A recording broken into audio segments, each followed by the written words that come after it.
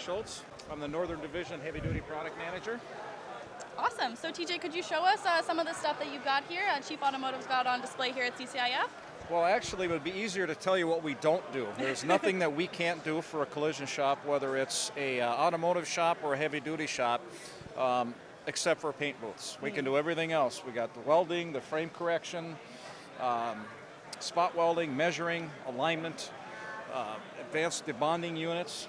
Our newest product is our ADAS MOSAIC ADAS calibration unit. Awesome. Just rolled that out at SEMA this year. That's going to change the industry because it takes all the guesswork out of doing ADAS calibrations. Awesome, that's so great.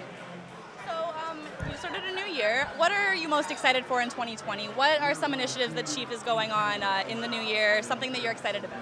I'm excited about the ADAS system, and I'm also excited that the insurance companies are finally starting to actually require before and after documentation on for measuring on the vehicles to ensure that they are prepared correctly. Wow, that's awesome.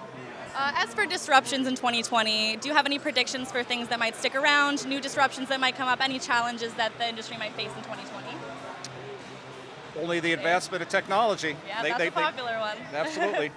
Awesome. So obviously you guys are tackling that problem with your MOSAIC. Could you tell us a little bit more about the reception on that? How's the industry reacting to it? Been very, very well received. We're in the process of rolling out production, shipping probably around sometime at the end of March for all the units that we have pre-sold. It literally takes the guesswork out because it's a fully automated system. Yeah. Wow, that's so awesome. So Cheif's embarking on a lot of new stuff this year, and congratulations. Have a great time this week. Great, thank you. All right. Thanks for watching. This was a Media Matters production. If you liked what you saw, subscribe for more or check out our other videos.